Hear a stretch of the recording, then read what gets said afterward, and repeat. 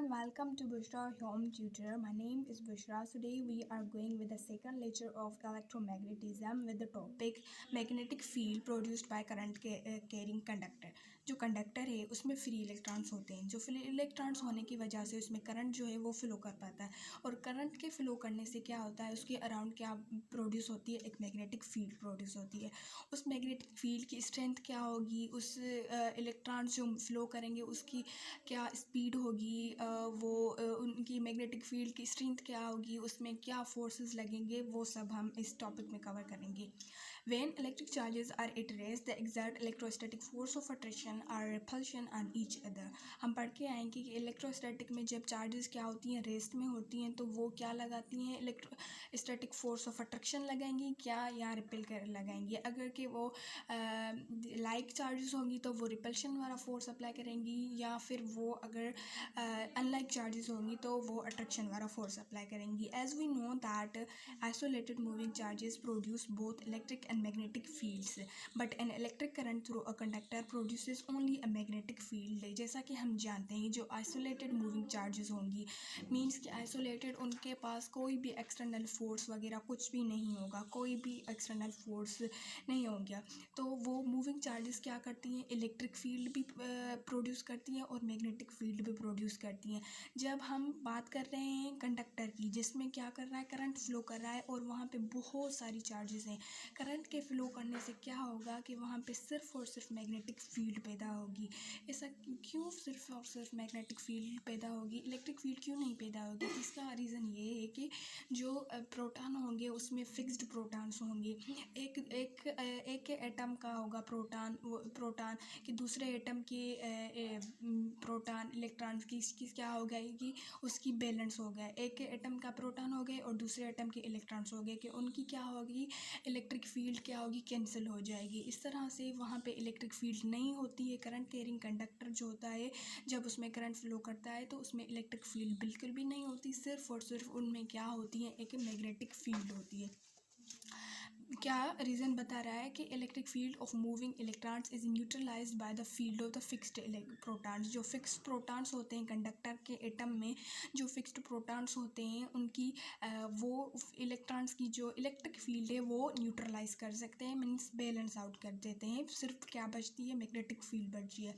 The magnetic field around a magnet moving charge is a vector quantity symbolised by B. हम magnetic induction को या magnetic field को हम किससे denote करते हैं, सिंबलाइज बी से डोनेट करते हैं, और ये एक क्या है, वेक्टर क्वांटिटी है। वेक्टर क्वांटिटी क्या होती है कि जिसको डायरेक्शन भी हो और उसका मैग्नीट्यूड भी हो। तो मैग्नेटिक फील्ड का हमेशा डायरेक्शन भी होता है और उसकी क्या होती है, वो उसके पास डायरेक्शन भी होगा और क्या होगी, मैग्नीट्यूड भी होगा। कोई भी फील्ड हो उसका डायरेक्शन होता है। इलेक्ट्रिक चार्जेस, इलेक्ट्रिक फील्ड, कोई भी फील्ड, मैग्नेटिक फील्ड हो गई, सब फील्ड सबका डायरेक्शन होता है। तो ये क्या है, ये भी एक मैग्नेटिक फील्ड है, इसका भी डायरेक्शन है और मैग्नीट्यूड है, इसके लिए हम इसको एज अ वेक्टर क्वांटिटी कहते हैं। Now suppose a particle carrying charge q is projected with speed v into a magnetic field of magnetic induction b such that angle between b and v is theta. इसमें क्या है कि हम कोई भी magnetic field लेते हैं induction से, या मैग्नेटिक फील्ड लेते हैं, यहाँ पे हम नॉर्थ पोल रखते हैं, यहाँ पे हम साउथ पोल रखेंगे, यहाँ पे नॉर्थ और यहाँ पे साउथ पोल। तो मैग्नेटिक फील्ड का डायरेक्शन किस में होगा, नॉर्थ टू साउथ, यहाँ से यहाँ पे इस डायरेक्शन में होगा मैग्नेटिक फील्ड का डायरेक्शन। ओके, उसके बाद हम यहाँ पे इलेक्ट्रॉन आ रहा है, उसकी कोई स्पीड होगी, जिस स्पीड से वो इलेक्ट्रॉन आएगा, कोई चार्ज है q, ये इलेक्ट्रॉन है, कोई भी चार्ज लेते हैं हम, q चार्ज है, वो यहाँ से आ रहा है। मैग्नेटिक फील्ड यहाँ से इधर से यहाँ से नॉर्थ टू साउथ, यहाँ पे कोई q चार्ज है, उसकी स्पीड किस स्पीड पे आ रही है। तो v और इंडक्शन b के बीच में एक क्या बनेगी, एक एंगल बनेगी, जिसको हम आगे बढ़ के साइन थीटा का नाम लेंगे, क्योंकि वो साइन थीटा किसके लिए यूज़ करते हैं, परपेंडिकुलर के लिए। सो के एक चार्ज है, उस पर कोई भी एक चार्ज है, पार्टिकल है, उसकी कोई भी ना q चार्ज है, वो कोई भी स्पीड v से आ रहा है, किसके अंदर, मैग्नेटिक फील्ड फील्ड के अंदर जिसकी मैग्नेटिक इंडक्शन क्या है या स्ट्रेंथ क्या है बी, सच दैट कोई बी और वी के बीच में एक एंगल बन रही है जिसका हम थीटा कह रहे हैं. The magnetic field of the charge particle interacts with the magnetic field of the magnet in which it is sent, due to which a force is produced which acts upon the particle. It is found that इसमें क्या है कि हमें पता है वो charge है, कोई भी क्यू चार्ज है, वो किसी स्पीड से आ रहा है कि मतलब कि क्या कर रहा है, वो मूव कर रहा है. तो जब कोई भी चार्ज मूव करती है कि उसके अराउंड क्या बनती है, मैग्नेटिक फील्ड बनती है. एक मैग्नेटिक फील्ड हो गई वो, और उसके बाद हम कोई मैग्नेट ले रहे हैं, उसका नॉर्थ पोल है, ये साउथ पोल है, कि ये क्या होगी, एक एक्सटर्नल फील्ड हो गई, नॉर्थ टू साउथ एक फील्ड बन गई, एक इलेक्ट्रॉन की या कोई भी चार्ज की खुद की फील्ड और ये एक्सटर्नल फील्ड जिसमें हम इसको सेंड कर रहे हैं. तो जब वो दो फील्ड जब दूसरे में इंटरेक्ट करेंगी तो उस चार्ज पार्टिकल क्यू पर क्या लगेगा, एक फोर्स लगेगा. उस फोर्स का हम करते हैं कि वो फोर्स किसके बराबर आएगा. जो फोर्स लग रहा है ये हम कह सकते हैं कि ये नॉर्थ पोल है, कोई भी नॉर्थ पोल है, यहाँ पे हम मैग्नेट ले रहे हैं, ये साउथ पोल है, और ये दूसरा मैग्नेट हम ले रहे हैं, यहाँ पे भी नॉर्थ है और साउथ है और यहाँ पे नॉर्थ है. कि मैग्नेटिक फील्ड क्या होगी, नॉर्थ टू साउथ जाएगी मैग्नेटिक फील्ड. मैग्नेटिक फील्ड का डायरेक्शन क्या है, इधर इस तरफ है मैग्नेटिक फील्ड का डायरेक्शन. उसके बाद क्या होगा, हम कोई भी चार्ज क्यू हम कह रहे हैं ला रहे हैं इस मैग्नेटिक फील्ड, उस वो कहाँ जा रही है, इस स्पीड इस डायरेक्शन में जा रही है विथ स्पीड v के साथ. तो क्या होगा, इसमें डायरेक्शन में जाएगी तो उसकी क्या ना कोई एंगल बन रही है, मैग्नेटिक इंडक्शन b और v में कोई ना कोई एंगल बन रही है. ठीक है. सो जो इस पे ये इसकी चौधारी भी कोई ना मैग्नेटिक फील्ड बनेगी, इसमें भी लाइनें निकलेंगी मैग्नेटिक फील्ड की, और ये भी मैग्नेटिक फील्ड है. ये क्या है, इंटरनल इसकी मैग्नेटिक फील्ड है और ये क्या है, एक्सटर्नल मैग्नेटिक फील्ड. जब दो मैग्नेटिक फील्ड एक दूसरे से इंटरेक्ट करेंगी तो क्या लगाएगा, इस क्यू चार्ज पे एक फोर्स लगेगा. उस फोर्स की बात कर रहे हैं कि वो फोर्स जो क्या होगा, वो डायरेक्टली प्रोपोर्शनल होगा किसके, वो फोर्स डायरेक्टली प्रोपोर्शनल होगा किस चार्ज क्यू के. जितना मैग्नीट्यूड ऑफ क्यू चार्ज होगा उतनी ज़्यादा फोर्स लगेगी. मिसाल के तौर पे कि चार्ज का 1 कूलम 2 कूलम अगर के उसका है तो, और एक ले रहे हैं हम 2 कूलम चार्ज और दूसरी हम ले रहे हैं 4 कूलम चार्ज, तो फोर्स किस पर ज़्यादा लगेगा, 4 कूलम वाली चार्ज पर. उसके बाद है जो फोर्स है वो डायरेक्टली प्रोपोर्शनल होगा किसके, v के डायरेक्टली प्रोपोर्शनल होगा. v क्या है, वेलोसिटी स्पीड है, सही है, वेलोसिटी हम लेते हैं. जिस ज़्यादा स्पीड से वो चार्ज इस मैग्नेटिक फील्ड में दाखिल होगी उतना ज़्यादा उस पर फोर्स लगेगा. मिसाल के तौर पर अगर कि ये चार्ज आ रही है विथ 5 मीटर पर सेकंड स्पीड से, अगर जो 5 मीटर पर स्पीड से आ रही है और दूसरा चार्ज पार्टिकल है वो आ रहा है 10 मीटर पर सेकंड की स्पीड से, तो फोर्स किस पर ज़्यादा लगेगा, जिसकी स्पीड ज़्यादा होगी. उसके बाद force is directly perpendicular to the plane containing v and b, और ये जो v और b है इसके बीच में एक क्या बन रही है, एंगल बन रही है जिसको हम नाम लेंगे साइन थीटा.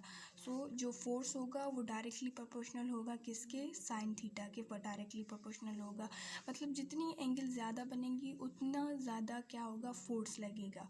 ठीक है. हम अब इन सारी इक्वेशनों को क्या कर सकते हैं, एक साथ रख सकते हैं with force directly proportional Q v और साइन थीटा को साथ रख सकते हैं. उसके बाद हम पता है कि हम कांस्टेंट रखते हैं और इक्वलिटी की साइन प्रोपोर्शनलिटी कांस्टेंट रखते हैं, और इसको इस प्रोपोर्शनल वाली साइन को ख़त्म करके हम क्या रख रहे हैं, b रख रहे हैं, क्यू v साइन थीटा.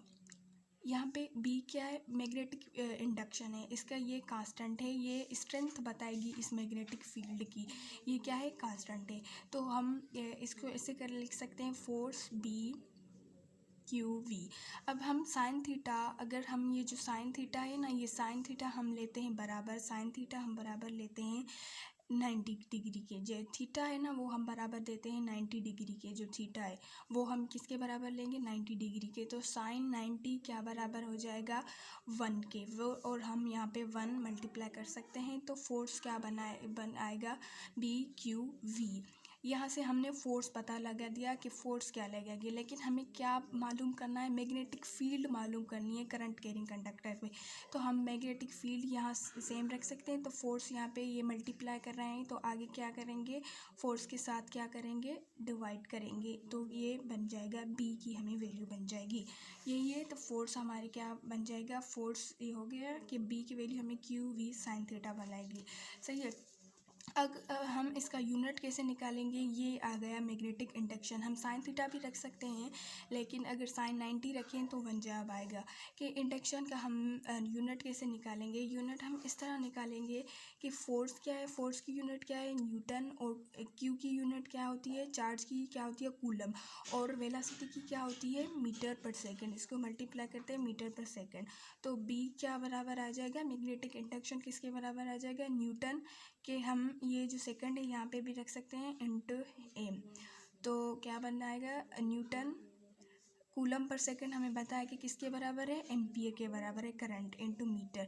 तो क्या आया न्यूटन, ये बराबर है 1 टेस्ला की। टेस्ला 1 तो नहीं कह सकते, 1 का तब कहेंगे कि जो फोर्स लग रही हो 1 न्यूटन हो, और जो करंट फ्लो कर रहा हो 1 एम्पियर हो, और जो मीटर जो डिस्टेंस हो वो भी 1 मीटर हो, तो फिर आएगा 1 टेस्ला। तो टेस्ला क्या है, यूनिट है किसका, मैग्नेटिक इंडक्शन का। मैग्नेटिक फील्ड इंडक्शन का जो यूनिट है वो टेस्ला है, वो बराबर होता है न्यूटन अपान में ए एम। यही है कि हम the magnitude of B is given by, ये इसके बराबर है।